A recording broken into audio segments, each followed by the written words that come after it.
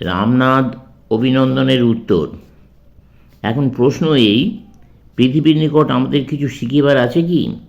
সম্ভবত অপর জাতির নিকট হইতে আমাদেরকে কিছু বহির্বিজ্ঞান শিক্ষা করিতে হইবে। কিরূপে সংঘ গঠন করিয়া পরিচালন করিতে হয়, বিভিন্ন শক্তিকে প্রণালীবদ্ধভাবে কাজে লাগাইয়া কিরূপে অল্প চেষ্টায় অধিক ফললাভ করিতে হয়, তাহাও শিখিতে হইবে। ত্যাগ আমাদের সকলের লক্ষ্য হইল দেশের সকল লোক যতদিন না সম্পূর্ণ ত্যাগ শিকার সামর্থ্য হইতেছে, ততদিন সম্ভবত পাশ্চাত্যের নিকট পূর্বোক্ত বিষয়গুলি কিছু কিছু শিখিতে হইবে। কিন্তু মনে রাখা উচিত, ত্যাগই আমাদের সকলের আদর্শ। যদি কেউ ভারতে ভোগ সুখকেই পরম পুরুষার্থ বলিয়া প্রচার করে, যদি কেউ জড়জগৎকে ঈশ্বর বলিয়া প্রচার করে, তবে সে মিথ্যেবাদী। এই পবিত্র ভারতভূমিতে তার স্থান নাই। ভারতের লোক তার কথা শুনিতে চায় না। পাশ্চাত্য সভ্যতার যতই চাকচিক্য ঔজ্জ্বল্য থাকুক না কেন, বা যতই অদ্ভুত ব্যাপারসমূহ প্রদর্শন করুক না কেন, এই সভায় দাঁড়াইয়া আমি তাদেরকে মুক্তকণ্ঠে বলিতেছি, ওসব মিথ্যা, ভ্রান্তি মাত্র। ঈশ্বরই একমাত্র সত্য, আত্মাই একমাত্র সত্য, ধর্মই একমাত্র সত্য। ওই সত্য ধরিয়া থাকো। তথাপি আমাদের যেসব ভ্রাতারা এখনও উচ্চতম সত্যের অধিকারী হয় নাই, তাহাদের পক্ষে হয়তো এক প্রকার জড়বাদ কল্যাণের কারণ হইতে পারে। অবশ্য উহাকে আমাদের প্রয়োজনের উপযোগী করিয়া লইতে হইবে। সকল দেশেই সকল সমাজেই একটি বিষম ভ্রম চলিয়া আসিতেছে।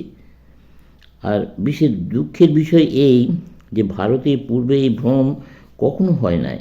কিছুদিন যাবৎ সেখানেও এই ভ্রান্তি প্রবেশ করিয়াছে। সেই ভ্রম এই, অধিকারী বিচার না করিয়া সকলের জন্য একই ধরনের ব্যবস্থা দান। প্রকৃতপক্ষে সকলের পথ এক নহে। তুমি যে সাধন প্রণালী অবলম্বন করিয়াছ, আমায় সেই একই প্রণালী নাও হতে পারে। তোমরা সকলে জানো, সন্ন্যাস আশ্রমই হিন্দু জীবনের চরম লক্ষ্য। আমাদের শাস্ত্র সকলকে সন্ন্যাসী হইতে আদেশ করিতেছেন। সংসারের সুখ সমুদয় ভোগ করিয়া প্রত্যেক হিন্দুকে এই জীবনের শেষ ভাগে সংসার ত্যাগ করিতে হইবে। যে তাহা না করে সে হিন্দু নহে। তাহার নিজেকে হিন্দু বলিয়া পরিচয় দেওয়ার অধিকার নেই। সে শাস্ত্র অমান্য করে। যখন ভোগের দ্বারা প্রাণে প্রাণে বুঝিবে যে সংসার অসার, তখন তোমাকে সংসার ত্যাগ করিতে হইবে। আমরা জানি ইহাই হিন্দুর আদর্শ। যখন পরীক্ষা করিয়া বুঝিবে সংসার রূপ ফলের ভিতরটা ভুয়া, আমরার মতো উহার আঁটি ও চামড়াই সার, তখন সংসার ত্যাগ করিয়া যেখান হইতে আসিয়াছ সেখানে ফিরিবার চেষ্টা করো। মন যেন চক্রবর্তীতে সম্মুখে ইন্দ্রিয়ের দিকে ধাবমান হইতেছে, উহাকে আবার ফিরিয়া পশ্চাতে আসিতে হইবে। প্রবৃত্তি মার্গ ত্যাগ করিয়া নিবৃত্তি মার্গের আশ্রয় গ্রহণ করিতে হইবে। ইহাই আদর্শ। কিন্তু কিছু পরিমাণ অভিজ্ঞতা হইলে তবে এই আদর্শ ধরিতে পারা যায়। শিশুকে ত্যাগের তত্ত্ব শেখানো যায় না। সে জন্মাবধি আশার স্বপ্ন দেখিতেছে। ইন্দ্রিয়েই তার জীবনের অনুভূতি, তার জীবন কতগুলি ইন্দ্রিয় সুখের সমষ্টি মাত্র। প্রত্যেক সমাজে শিশুর মতো অবোধ মানুষ আছে। সংসারের অসারতা বুঝিতে হইলে প্রথমে তাহাদিওকে কিছু সুখভোগের অভিজ্ঞতা অর্জন করিতে হইবে, তবেই তাহারা বৈরাগ্য লাভে সমর্থ হইবে। আমাদের শাস্ত্রে ইহার জন্য যথেষ্ট ব্যবস্থা রহিয়াছে। কিন্তু দুঃখের বিষয়, পরবর্তীকালে সমাজের প্রত্যেকটি মানুষকে সন্ন্যাসীদের নিয়মে বাঁধিবার একটা বিশেষ ঝোঁক দেখা গিয়াছে। ইহা মহাভুল। ভারতে যে দুঃখ দারিদ্র্য দেখা যাইতেছে, তা অনেকটা এই কারণেই হইয়াছে। দরিদ্র ব্যক্তিকে নানাবিধ আধ্যাত্মিক ও নৈতিক নিয়মে বাঁধা হইয়াছে। তার পক্ষে এইগুলির কোনো প্রয়োজনীয়তা নাই। তার কাজের উপর হস্তক্ষেপ না করিয়া হাত গুটাইয়া লও দেখি, বেচারা একটু সুভোগ করিয়া লইক।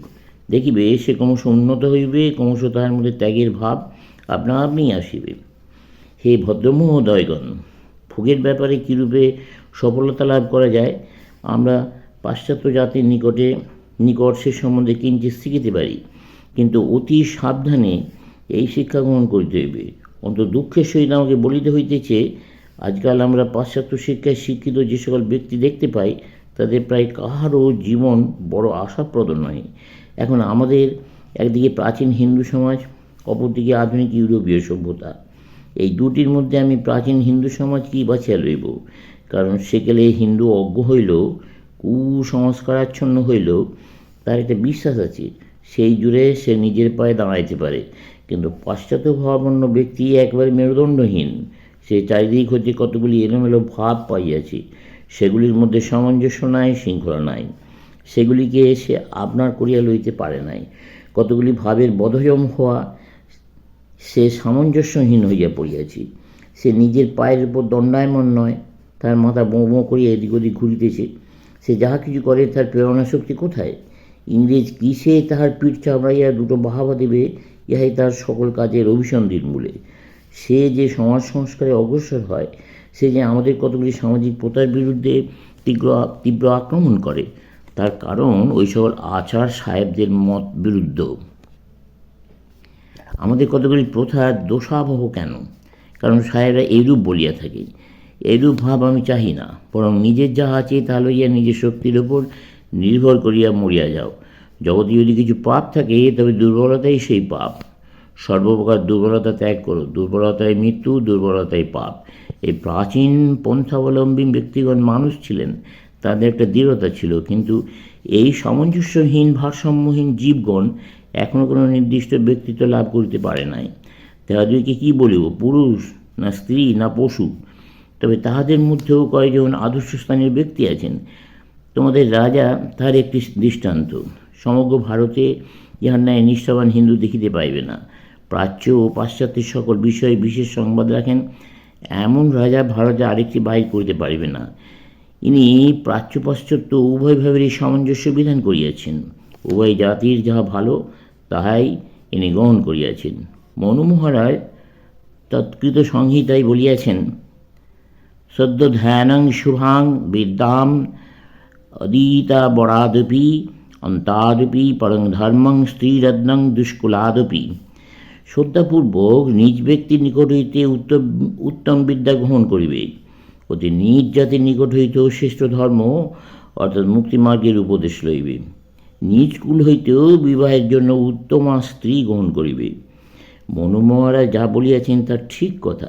আগে নিজের পায়ের উপর দাঁড়াও, তারপর সকল জাতির নিকট হইতে শিক্ষা গ্রহণ করো। যাহা কিছু পারো আপনা করিয়া লও, যাহা কিছু তোমার কাজে লাগিবে তা গ্রহণ করো। তবে একটি কথা মনে রাখিও, তোমরা যখন হিন্দু তখন তোমরা যাহা কিছু শিক্ষা করো না কেন, তাহাই যেন তোমাদের জাতীয় জীবনের মূল মন্ত্রস্বরূপ ধর্মের নিম্নে স্থান গ্রহণ করে। প্রত্যেক ব্যক্তিরই জীবনে এক বিশেষ উদ্দেশ্য আছে। অতীত জন্মের কর্মফলে তার জীবনের এই নির্দিষ্ট গতি নিয়মিত হইয়া থাকে। তোমরাও প্রত্যেকে এক বিশেষ ব্রত সাধনের জন্য জন্মগ্রহণ করিয়াছ। মহামহিমময় হিন্দু জাতির অনন্ত অতীত জীবনের সমুদয় কর্মসমষ্টি তোমাদের এই জীবনব্রতের নির্দেশক। সাবধান, তোমাদের লক্ষ লক্ষ পিতৃপুরুষ তোমাদের প্রত্যেকটি কার্য লক্ষ্য করিতেছেন। কি সেই ব্রত যা সাধন করিবার জন্য প্রত্যেক হিন্দু সন্তানের জন্ম? মনু মহারাজ অতি স্পর্ধার সহিত ব্রাহ্মণের জন্মের যে কারণ নির্দেশ করিয়াছেন, তা কি তোমরা পড়ো নাই? ব্রাহ্মণো জায়মান হি পৃথিব্যাম ধি জিয়াতে ঈশ্বর সর্বভূতানাং ধর্মকোশস্য গুপ্তয়ে।